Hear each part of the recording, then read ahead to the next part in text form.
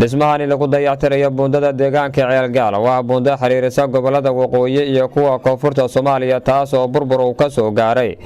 daadadkii ka soo rogmaday buuraha ku teesan deegaanka Ceelgaal kadib roobab dhawaan ka daay gobolka Hiiraan waxaana dhisaya buundadan maamulka gobolka Hiiraan oo kaashanaya ganacsatada iyo gaadiidleyda gobolka gudoomiyaha degmada Beledweyne iyo wasiirka dekedaha iyo gaadiidka badda dowlad goboleedka Hirshabelle ayaa dhagax dhigay dhismaha wax looga qabanayo burburka buundada deegaanka Ceelgaal gudoomiyaha degmada Beledweyne Maxamed Axmed Ibraahim Food Cade ayaa ka hadlay dhismaha maamulka oo ku dayactirayo buundada deegaanka Ceelgaal ee burburka uu soo gaaray maanta waxaan halkaan iskugu nimid inaan dhagax dhignay buundadii Ceelgaal ku taalay buundadaas oo halbowlaha dalka Soomaaliya ah oo gobolada waqooyi iyo koonfureed isku xirto oo mataqaana roobkii maalin dhaweeyay ay wax yeeleen maalmo dhaweeyay waa roob doonayna alxamdulillaah rabbil caalamiin ilaaha mahaddas iskale mahad kadib roob annaga hadii ilaahay noo keeno roob ma ilaahay ma daasan karna laakiin waxaan samaysan karnaa hadii ay mataqaana oo dhulka wixii soo gaar waa samaysan karnaa maanta halkan waxa isku yimid waxa way buundadaas aan dhagax dhigno inaan sameeyno inaan mataqaana meelaha oo ay liga ka bixis aan sameeyno inaan buundooyin kale oo mataqaana oo xoogaa rubriso lagu sameeyo shaqadaas waa inaan qabanno ayaan halkan iskugu nimid Xawa Axmed Rujaal madaxa maareynta iyo masiibooyinka gobolka iyo Shamse Ciise Aadan oo ka hadlaysa afka haweenka ayaa waxa ay sheegeen inay kaalin ay ka geysan doonaan dhismaha burburka wadooyinka wax looga qabanayo maanta waxaan joognaa deegaanka Ceelgaal waa meeshii ay ka jabta buundadii halbowlaha oo ahayd gobolada dhexe waxaan u imaanaa maanta dhagax dhigeedii madaxda gobolka Hiiraan heer degmada heer gobol iyo madaxda Hirshabelle annagoo wada ah waxaan u imaanaa maanta in la dhagax dhigo waxay buundada ku jabtay nimcadii Ilaahay oo in badan aan tuugaynay nimca kasta nusqaanteeday leedahay buundadii naga jibisay alxamdulillah al-shukri waana halbowlihii gobolada dhexe ee Soomaaliya waxaan baaq u dirayaa dhammaan jaaliyada reer Hiiraan madaxda dowlad goboleedka Hirshabelle iyo madaxda federaalka iyo ganacsatada waxaan leeyahay cid walba wuxuu Ilaahay u dhiibay waa in ay soo galiyaan buundadan iyo buundo kasta oo jaban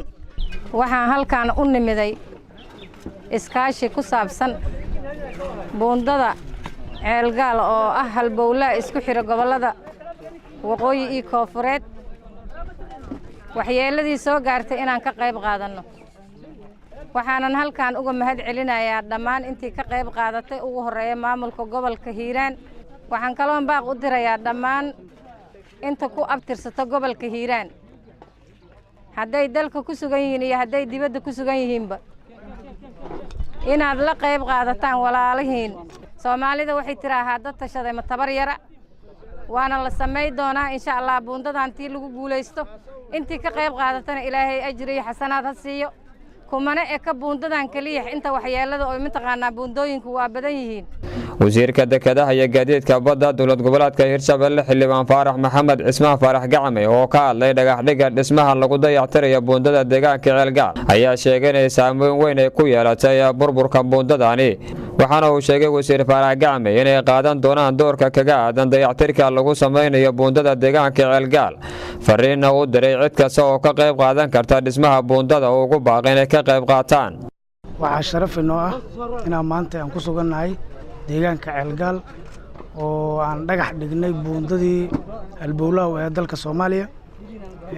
oo ku taala bartamihii ay isaga kala gooshayeen gaadiidka halkaan waxaad u jeediin waxa ka jiro nimcadii Ilaahay oo u keenay ummadan muddo badan ee roblaaneeday nimco walba nusqaanteeday leedahay ayadana waxay sababtay in buundadii ugu muhiimsaneed ay jaranto marka sidaas laadnigeed anagu ka maamul ahaan iyo ka dawladahan waa soo gurmanay waxa kale oo aan rabnaa inaan baaq ugu dirno halkan intii waxaysato islaama maadaama meeshan hadda aan la dhigi karin waa meel reer Hiiraan kaliya leed intii muslimo waxaysataa inay ka soo qayb galaan kaalintooda ka qaataan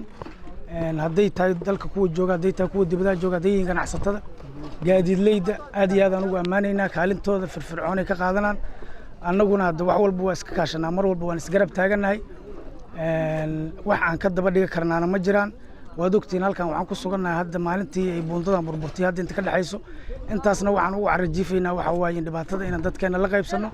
gaadiidka halkaas ay tuban yihiin waa la kala rogayaa raashinkii magaalada Galiland waa kaas halkaas yaalla kiishkii magaaladu ka qaaloobay raashinkahay waxaasoo dhan oo daruufo aan ognahay marka alxamdulilah shukri wax walba ilaahay baa keenay annaguna waa dadaalaynaa isxilqaankii xamar ka jiraan halkan ka bilownay waa mahadsantii soo dhawaada buundadani ayaa ah buundo halbowlo ah marinka gaadiidka isaga kala goosha gobollada koonfurta ee waqooyiga dalka waxaana maalinkii shanaad buundada labadeeda dhinac ku xanibana ama tuban gaadiida boqolaal gaadiid ah oo sida shixnado kala duwan isla markaana ka kala yimid gobollada koonfurta ee waqooyiga dalka waana markii ugu horeysay ee maamulka gobolka Hiiraan ay dhagax dhigaan dhismo lagu dayactirayo buundada Ceelgaal oo ah buundo halbowlo ah marinka gaadiidka isaga kala gudba gobollada koonfurta ee waqooyiga dalka waxaana maamulka ay ballan qaadeen in dhammaan burburka buundooyinka ay dayactir badan ay ku sameyn doonaan Khalid Maxamed Ismaaciil Kacse telefishinka caalamiga Soomaali News beledweyne